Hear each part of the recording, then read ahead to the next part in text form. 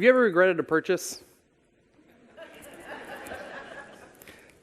Maybe in the middle of the purchase, you even knew it was a bad idea. We've all experienced the emotion attached to a bad purchase. We've just got there through different avenues. Maybe for you, it was a time you knew something was over budget, but you got it anyways. Or you found something on sale, and you're going to lose money if you didn't buy it. So you justified getting it. Or for you, it was the new toy, the new gadget that you had to have, but you were a little embarrassed to share how much you spent on it later. Some of you are still making payments on those purchases today. See, I hope you're better with your money than I am, but I want to share a story about a time that I made a bad transaction. It was 2 months after I was married with my wife. It was her birthday, and I wanted to kind of spoil her. But before you can understand the story, you're going to have to understand my wife a little bit. How I would describe her is she is a great steward of the resources God has given her. A word you might use is she's frugal. She's thrifty. She likes to pinch pennies together.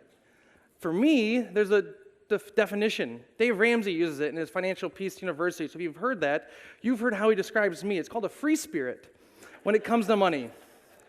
I love to spend, and sometimes it looks like me giving more generously than we can afford. So on her birthday, I thought I'm going to be a good husband, happy wife, happy life, and I'm going to spoil her. So where's all my sushi people? My wife loves sushi, and I didn't like it at the time. She finally won me over to the dark side. It's great. But if you like sushi, maybe you've been to Tea Tree in Levis Commons. That's the place that kept coming up, and you know that it's good. It's so good. But as two college students who were newlyweds, it's a little expensive, and I was going to learn this in a little bit. See, her birthday was great. We were celebrating, we were laughing. It was a great day until we got to the restaurant. I surprised her with where we were going, and it was good until we sat down and she looked at the menu.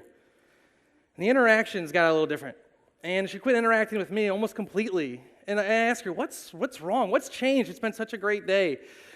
And she starts talking about the prices a little bit, and I convince her with my amazing charm. Honey, it's okay, it's your birthday. I'm going to spoil you today. And she complies.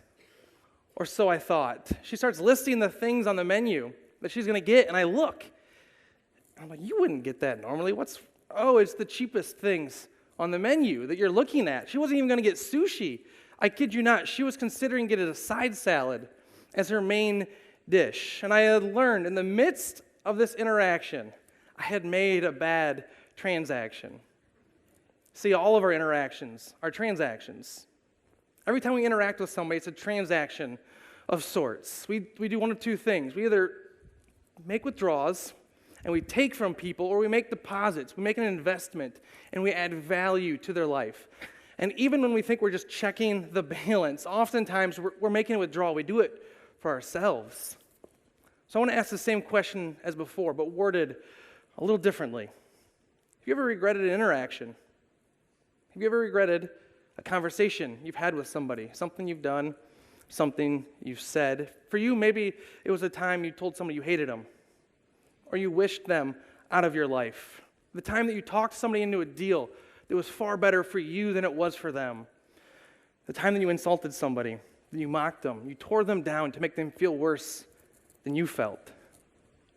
I think some of you are still in the aftermath of those conversations, in the aftermath of those interactions. You see, words were never designed to be weapons of mass destruction. They just weren't. But too frequently, that's how we use them to attack people. And it's easier for us to identify when other people do it than when I do it. I've seen this on social media. When an individual puts on blast a group of people, and we quickly begin to realize what they're against rather than what they're for. And the truth is, we've all regretted an interaction. We've all regretted a conversation with somebody. And if we're going to leave behind monotonous relationships and to live within an adventurous lifestyle, we have to answer a question. And that's, how do we begin to live a life without regretful interactions? And if you're asking yourself that question today, if you've asked that question before you've walked in these doors, I'm really glad that you're here today. One of the answers is found in a proverb, and it reads like this, Proverbs 16:24. Kind words are like honey. I want to stop there because some of you are going, that's what you're bringing to the table? That's not going to change my relationships at all. Real good work, Chad. Hear me out. What are kind words? Kind words are sincere. Kind words are genuine. They're intentional. Kind words are life-giving, and they add value. Kind words. Life-giving words are like honey. What do we use honey for? It's to make things better. Some of you put it in your tea today because you don't like tea without it, because it makes it better. You put it on your biscuits because, well, we don't eat biscuits without it because it's better with honey. Kind words, life-giving words add value, make things better. Now, it continues, sweet to the soul and healthy for the body. Let me stop because let's talk about sweets for a minute. I love sweets. You love sweets. I mean, who's had sugar-free dessert and fat-free ice cream, right? And okay, who actually likes it? Nobody. It's terrible. We don't enjoy that at all. And I don't know how you define soul. Maybe for you, your soul is what goes to heaven after you die. Or soul for you is just a culmination of all that you are. That's your complete existence. If you knew there was something out there to make your life better, wouldn't you strive for it? Or if it was a gift that you could give somebody, wouldn't you seek to obtain it so you could hand that off at some point? I know I would. But here's what's really easy for me in the midst of a service like this, when I start to hear this, is to begin to wish my spouse was here today. I wish that my coworker could hear this message. I wish that my friend would begin to use these kind words. I'm going to ask that we don't do that. I'm going to ask that we focus on controlling only what we can control. That's ourselves.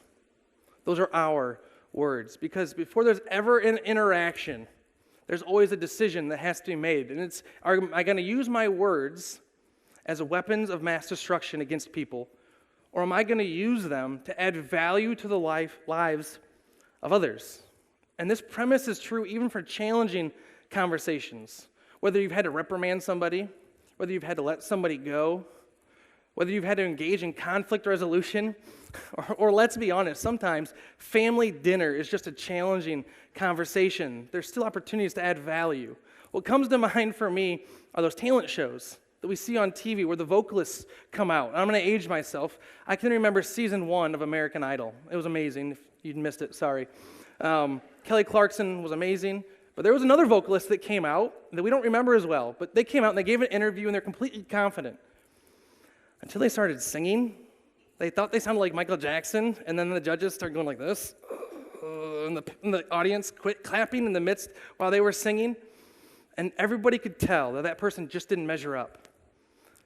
Imagine if somebody had come along years before that and had a challenging conversation and encouraged them to give vocal lessons, encouraged them to seek a coach to help them get through that.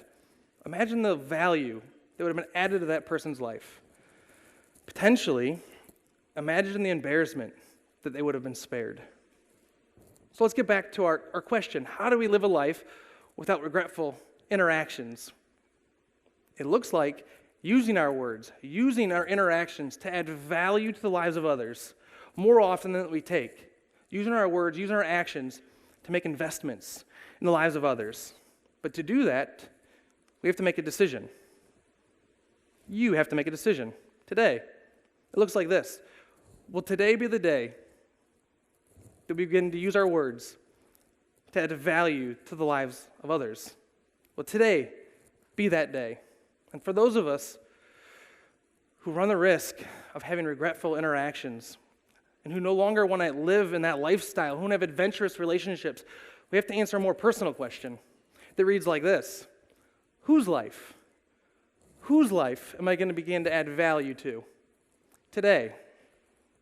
If a name popped up, I want you to write it down. If someone came to mind, put it in your app. If you have to, text that person right now or text yourself their name. Don't let this moment go by because today can be that day. I want you to think about the person who would benefit the most from your words and let today be the day that you live a life without regretful interactions. Thank you.